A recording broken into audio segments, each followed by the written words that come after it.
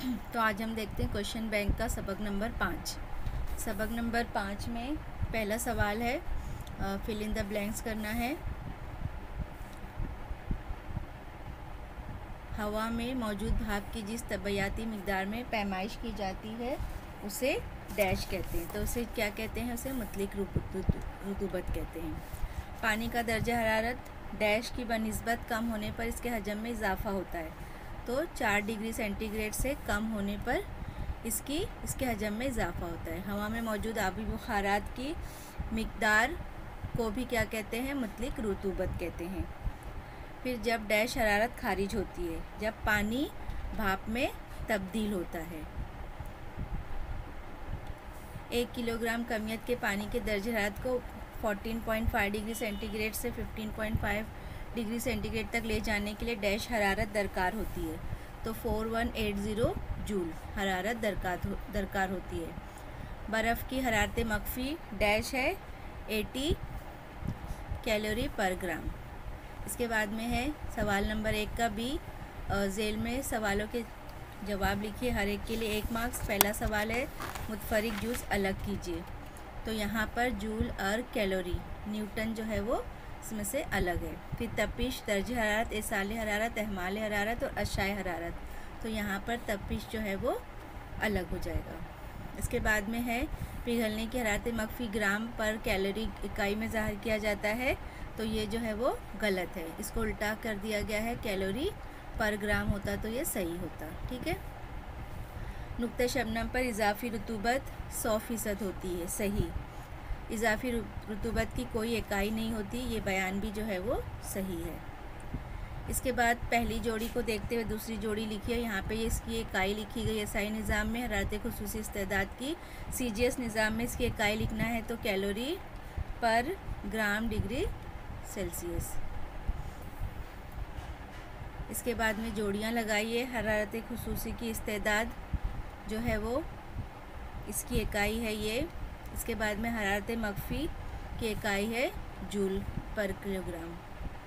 नाम लिखिए, इकाई लिखिए, अमल लिखिए। वो आला जो पानी के खिलाफ मामूल रवे के मुताले के लिए इस्तेमाल होता है, होप का आला। ठीक है। तो आप देखिए किस तरीके से छोटे छोटे सवालात जो है वो बीच बीच में से पूछे जाते हैं। तो यहाँ पर एसआई निज़ाम में हरारत की इकाई क्या है? जूल है। और सीजीएस निज़ाम में हरारत की इकाई क्या है? कैलोरी है। दबाव की वजह से बर्फ़ का पिघलना और दबाव हटाने पर इसका फिर बर्फ़ बन जाना, ये अमल क्या कहलाता है? बाज़े इंजिमाद। तारीफ़ लिखिए बाज़े इंजिमाद की। पिघलाव की हरारत मख्फी और भाप की हरारत मख्फी की। तो यहाँ पर तारीफ़ देखिए, देखते हैं हम। इसका जवाब जो है वो हमारे पेज नंबर 64 पर है। ठीक है। तो 64 पर टॉपिक दिया हुआ है बाज़े इंजमात का। तो यहाँ पर हमको लिखना है, यहाँ से सेकंड पैराग्राफ की तीसरी लाइन से, दबाव की वजह से बर्फ़ का पिघलना और दबाव हटाने पर इसका फिर बर्फ़ बनना, इस अमल को ही बाज़े इंजमात कहते हैं। यानी आपको ये जो है वो यहाँ से पूरा 3 लाइन तक लिखना है। दबाव की वजह से बर्फ़ का पिघलना और दबाव हटाने पर फिर इसका बर्फ़ बनना, इस अमल को ही बाज़े इंजमात कहते हैं। तो ये पेज नंबर 64 पर जो है वो आपका इसका जवाब है। फिर इसके बाद में अगला जो है वो पिघलाव की हरारत मख्फी। तो ये दोनों जवाब जो है वो आपका पेज नंबर 63 पर है। ठीक है। तो यहाँ पर देखो, पहला है पिघलाव की हरारत मख्फी। तो आपको यहाँ से लिखना है ठोस की, यानी ये वाला जो पैराग्राफ है आपका 1 2 3 4, ठोस की माए में तब्दीली के वक्त मुस्तकिल दर्जा हरारत पर जो हरारत जज़्ब की जाती है उसे पिघलाव की हरारत मख्फी कहते हैं। तो ये तारीफ़ आपको याद करना है, और ये तारीफ़ नीचे जो दी गई ये भी आपको याद करके रख लेना है। ठीक है। इसके बाद तीसरा है भाप की हरारत मख्फी। तो भाप की हरारत मख्फी के लिए देखो यहाँ पे दिया हुआ है, माए के गैस में, यानी 1 2 3 तीसरी लाइन में, माए के गैस में तब्दील होते वक्त हरारत जज़्ब की जाती है लेकिन दर्जे हरारत में इजाफा नहीं होता। जिस मुस्तकिल दर्जे हरारत पर माए की तब्दीली गैस बनने के लिए होती है, इस वक्त जज़्ब करदा हरारत को भाप की हरारत मख्फी कहते हैं। तो इस तरीके से ये भी आप यहाँ पे पेज नंबर 63 पे इसका आपको जवाब मिल जाएगा। तो यानी कि यहाँ पर इसका जवाब जो है वो पेज नंबर 64 पर है और इस दोनों का जवाब जो है वो पेज नंबर 63 पर है। इसके बाद में है रुतूबत। तो इसका जवाब जो है वो हमारे पेज नंबर 66 पर है। देखते हैं हम पेज नंबर 66 पर।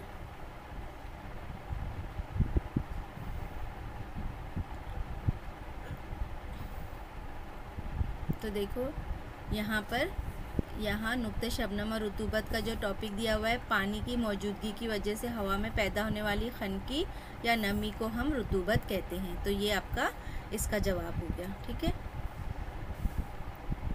इसके बाद में हम देखते हैं साइंसी वजूहात लिखी। हर एक के लिए 2 नंबर है। ठीक है, तो पहला सवाल है सर्द ममालिक में सर्दियों में अक्सर पानी के पाइप फट जाते हैं। तो यहाँ पर साइंसी वजूहात जो है वो हम लिख लेते हैं। पहले का जवाब जो है वो सर्द ममालिक में सरमा के मौसम में फ़िज़ाई दर्ज हरारत 0 डिग्री सेल्सियस से भी नीचे गिर जाता है। पाइप में मौजूद पानी का दर्ज हरारत भी जब 0 डिग्री सेल्सियस से 4 डिग्री सेल्सियस के दरमियान पहुंच जाता है तो पानी के खिलाफ मामूल रवैये की वजह से पानी सुखड़ने की बजाय फैलने लगता है और इसलिए पानी के पाइप जो है वो फट जाते हैं। ठीक है, सर्द रातों में अक्सर शबनम बनती है। इसका दूसरे का जवाब भी इसी के नीचे हमने लिखे। जब सर्द रातों में हवा बहुत सर्द हो तब दर्ज हरारत कम होने से हवा बुखारात से सैरशुदा हो जाती है, इसलिए ज़ायद बुखारात के छोटे छोटे कतरे बनते हैं और इसलिए सर्द रातों में अक्सर शबनम बनती है। ये सवाल जो है वो मश्की है, आपकी किताब में मौजूद है। इसके बाद में है तीसरे के बाद 5वां नंबरिंग में मिस्टेक है। 5वां सवाल है सर्द ममालिक में फ़िज़ाई दर्ज हरारत 0 डिग्री या इससे कम होने के बावजूद वहाँ भी जानदार ज़िंदा रहते हैं, वजह बताइए। ठीक है, ये तीनों के जवाब में जो है वो पानी के खिलाफ मामूल रवैये की ही वजह है, तो याद करना आसान होगा आपके लिए। सर्द ममालिक में सर्दी के मौसम में जब फ़िज़ाई कुर्रे का दर्ज हरारत 0 डिग्री सेल्सियस से नीचे गिर जाता है तो तालाब में बर्फ़ की तह बन जाती है। पानी के खिलाफ मामूल रवैये की वजह से तह के नीचे 4 डिग्री सेल्सियस का पानी मौजूद रहता है। बर्फ़ हरारत का गैर मौसिल है, इसलिए वो इस पानी से माहौल में हरारत के तबादले को रोकता है।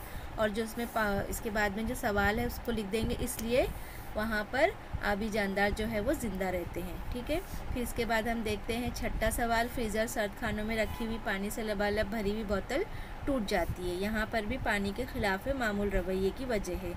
फ्रीजर की हवा का दर्ज हरारत 0 डिग्री सेल्सियस से कम होता है जब फ्रीजर में पानी से लबालब भरी बोतल रखी जाती है और पानी का दर्ज हरारत 4 डिग्री सेल्सियस से नीचे गिरता है तो पानी के खिलाफ मामूल रवैये की वजह से पानी फैलता है जो बोतल की दीवारों पर ज़बरदस्त दबाव डालता है और बोतल टूट जाती है। ठीक है, तो यहाँ पर ये हमारे 5 साइंसी वजूहात जो है वो मुकम्मल हुए। इसके बाद में है हमारा पिघलाव की खुसूसी हरारत मख्फी की तारीफ़। ये देखो पेज नंबर तुम्हारा 63 पे है, जो मैंने अभी बताई थी उसी के ऊपर था। ये मैंने आपसे कहा था कि ये भी आप पढ़ लेंगे, इसको एक बार देख लेते हैं। ये पिघलाव की खुसूसी हरारत मख्फी, ये यहाँ से आप ये 2 जो डार्क लाइन है वो लिखा हुआ वो पढ़ेंगे।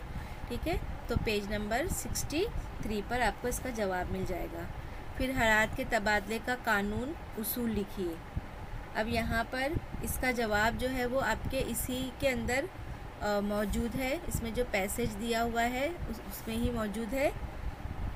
यानी इसका जवाब जो है वो सर्द शय की जज़्ब कुर्दा हरारत, गर्म शय की खारिज कुर्दा हरारत, ये क्या है, इसके तबादले का कानून का उसूल है। ठीक है, तो इसका जवाब मैं आपको जब लास्ट का जो पैसेज पढ़ती हूँ उसमें बता देती हूँ।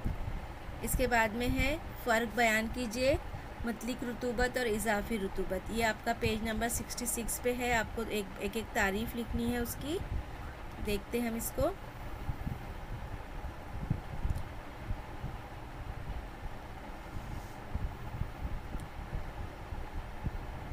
पेज नंबर 66 पर।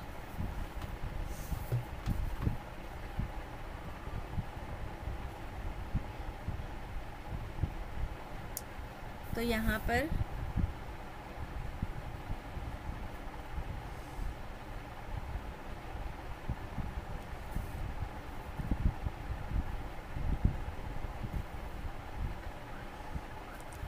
यहाँ पे पहले उसमें लिखेंगे हवा में। यहाँ पे देखो ये पैराग्राफ जो दिया हुआ है, यहाँ से हवा में मौजूद बुखारात को मुतलिक रुतूबत में नापते हैं। ठीक है, ये नहीं लिखना है, इसको बाद में लिखेंगे, पहले ये लिख लेंगे हम। यहाँ पर इकाई हजम वाली हवा में मौजूद भाप की कमियत को मुतलिक रतूबत कहते हैं। ठीक है, यहाँ तक ये लिख लेंगे। फिर इसका बाद में यहाँ पे इसकी इकाई लिख देंगे। आमतौर पर मुतलिक रतूबत को किलोग्राम पर मीटर क्यूब में नापते हैं। ये दो पॉइंट यहाँ से लिख लेंगे। इसके बाद इजाफ़ी रुतूबत में आप यहाँ पर लिखेंगे हवा के मखसूस हजम और दर्जे हरारत पर इसमें मौजूद बुखारत की कमियत और हवा को सैरशुदा करने के लिए दरकार बुखारत की कमियत को निस्बत को इजाफ़ी रुतूबत कहते हैं। ठीक है, तो इस तरीके से आप इसको यहाँ पे लिखेंगे। अब यहाँ पे इसमें दूसरा पॉइंट ये लिखेंगे, मरतूबियत की पैमाइश इजाफ़ी रुतूबत से की जाती है। तो ये 2 पॉइंट जो है वो आपको यहाँ पर लिख देना है। इसमें एक और पॉइंट यहाँ पर है, ये एक लिखेंगे आप यहाँ पर, नुक्ते शबनम के दर्जे हरारत पर इजाफ़ी रुतूबत 100% होती है, ये लिखेंगे, या तो ऊपर वाला ही आप इसमें लिख देंगे। तो देखो यहाँ पर इजाफ़ी रुतूबत की कोई इकाई नहीं होती, ये वाला पॉइंट भी आप लिख सकते हैं। तो सबसे बेहतर है कि ये इसकी एक तारीफ़ लिखिए, और चूँकि इसकी मुतलिक रुतूबत की इकाई है तो इजाफ़ी रुतूबत में आप लिख दीजिए कि इजाफ़ी रुतूबत की कोई इकाई नहीं होती। ठीक है, तो इस तरीके से आप इसके अंदर ये 2 पॉइंट लिख देंगे यहाँ पर। ठीक है, अब यहाँ पर हरारते खुसूसी की इस्तेदाद से क्या मुराद है, इसे अलामती तौर पर किस हुरूफ से ज़ाहिर करते हैं। इसका जवाब हमारे पेज नंबर 68 पर है।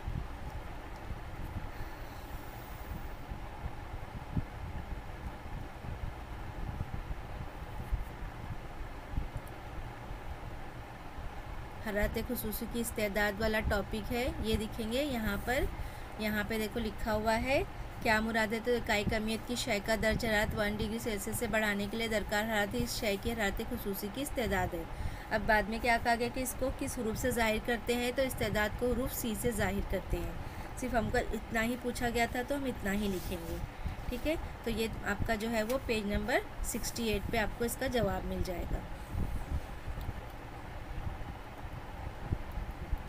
इसके बाद में इसके आगे देखते हैं सवालात। इसके आगे है सवाल, 5 किलोग्राम कमियत के पानी के दर्जे हरारत को 20 डिग्री सेल्सियस, तो ये हमारे पेज नंबर 69 पर हल की गई मिसाल जो दी गई है वो है, देख लेते हैं एक बार। तो पेज नंबर हमारे 69 पर, तो देखो यहाँ पर ये मिसाल जो दी गई है, ये मिसाल दी गई है, आपको इसको यहाँ से पढ़ लेना है पेज नंबर 69 पर। ठीक है, अब इसके बाद में हम देखते हैं अगला सवाल नंबर 3। शक्ल दी गई है, उसको देखते हुए जवाब लिखना है हमको। तो ये जो है वो हमारा पेज नंबर, अच्छा नहीं, यहाँ पे ये एक सवाल अलग है। इजाफ़ी रुतूबत की तारीफ़ लिखिए, फ़ीसदी इजाफ़ी रुतूबत मालूम करने का ज़ाब्ता लिखिए। तो ये अब आपका जो है वो पेज नंबर 66 पर है, जो मैंने अभी आपको बताई थी तारीफ़ और उसके नीचे ज़ाब्ता लिखा हुआ था, वही आपको इसमें लिखना है। तो पेज नंबर हमारा 66 पर देखो ये वाला। ठीक है, तो यहाँ से लिखेंगे आप, हवा के मखसूस हजम और दर्जे हरारत में मौजूद बुखारत की कमियत को सरशुदा करने के लिए दर्जे हरारत की कमियत को निस्बत को इजाफ़ी रुतूबत कहते हैं। ठीक है, फिर इसका ज़ाब्ता पूछा गया है, तो ये ज़ाब्ते में आपको ये पूरा जो है वो आपको इतना लिखना है। फ़ीसदी इजाफ़ी रुतूबत बराबर मखसूस हजम में मौजूद भाप की कमियत बटे मखसूस हजम की हवा को सरशुदा करने के लिए दरकार भाप की कमियत ज़रब 100। ठीक है, तो ये आपको पेज नंबर 66 पर इसका जवाब मिल जाएगा। ठीक है, अब दी हुई तरसीम का मुशाहिदा कीजिए और सवालात के जवाब लिखिए। ये आपका जो है वो पेज नंबर 65 पर है। ठीक है, इसको आप देख लेंगे। ये तरसीम मखसूस खासियत को ज़ाहिर करती है, तो पानी के ख़िलाफ़ मामूली रवैये को ज़ाहिर करती है। पानी की इस मखसूस खासियत को क्या कहते हैं, पानी की इस मखसूस खासियत को जो है वो पानी का ख़िलाफ़ मामूली रवैया कहते हैं। तो ये आपको सब जो है वो पेज नंबर 65 पर मिल जाएगा, तीनों भी जवाब। इसकी साले का इस्तेमाल किया जाता है तो होप के आले का इस्तेमाल किया जाता है। इसके बाद में ये शक्ल दी गई है शक्ल नामज़द कीजिए, साले का इस्तेमाल किस तस्वर को समझने में होता है, ये भी आपको पेज नंबर 65 पर है। इस अच्छे से लेबलिंग करना, सिर्फ आपको यहाँ पे जो दिया गया एरो उसके नाम लिखना है और शक्ल को दोबारा बनाकर इसको नामज़द करना है, यानी नाम लिखना है। ठीक है, तो ये होप का आला क्या करता है, पानी के खिलाफ मामूल रवैये को समझाता है। तो इस तरीके से ये आपको यहाँ पे लिख देना है। इसके बाद सवाल नंबर 4, यहाँ पे भी देखो शक्ल दी गई है, ये आपकी जो है वो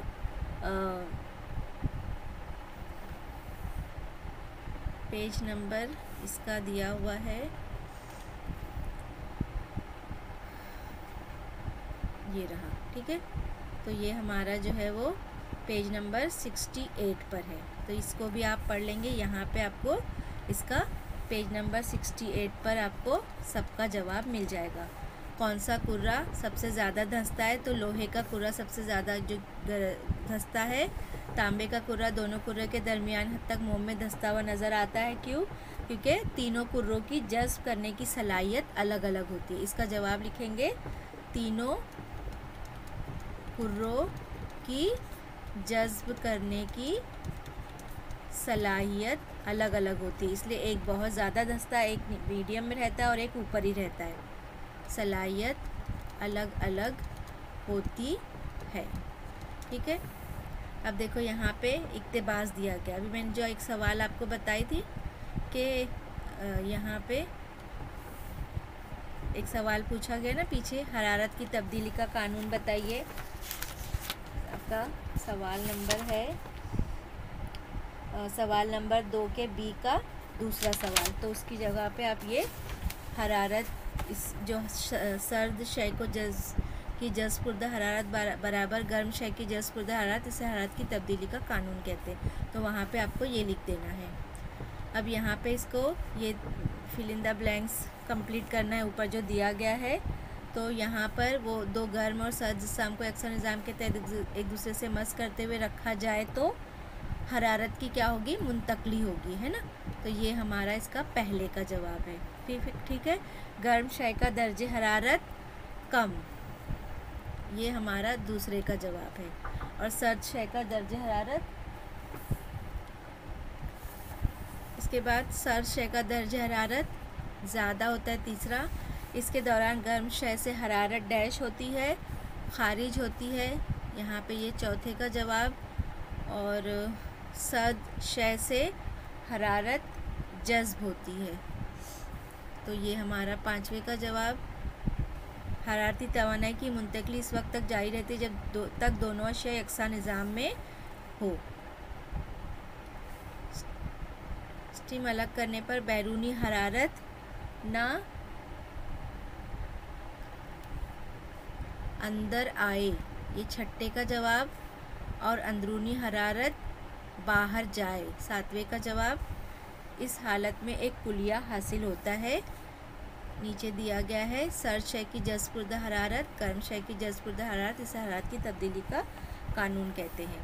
ठीक है, अब यहाँ पानी का खिलाफ मामूल रवैये की तस्वुर की बुनियाद पर सवालों के जवाबात लिखिए।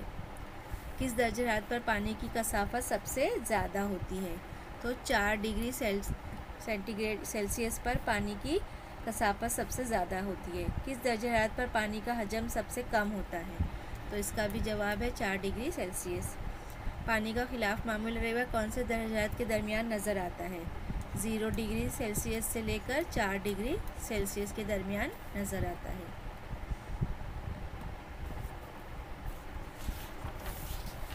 पानी का खिलाफ मामूल रवैये का इस्तेमाल रोज़मर्रा की ज़िंदगी में कहाँ होता है, तो जो फ्रिज में रखी हुई बोतल है उसकी हम एक मिसाल दे सकते हैं। फिर सर्द इलाकों में पानी के पाइप का फटना, और सर्द इलाकों में जो है वो आबी जानदार का पानी में ज़िंदा रहना, तो ये सब जो हम इसमें मिसाल दे। सबसे अच्छा जो है वो फ्रीजर के अंदर रखी गई बोतल। कौन से दर्जे हरारत पर पानी बर्फ़ में तब्दील हो जाता है, 0 डिग्री। तो इस तरीके से यहाँ पे ये सबक जो है वो हमारा मुकम्मल हुआ। छोटा सा ही सबक, छोटा ही था ये, तो इसको आप अच्छे से पढ़ लेंगे। इस सवालात को देखते हुए आपको समझ में आ जाएगा कि किस तरीके के सवालात जो है वो पूछे जाते हैं।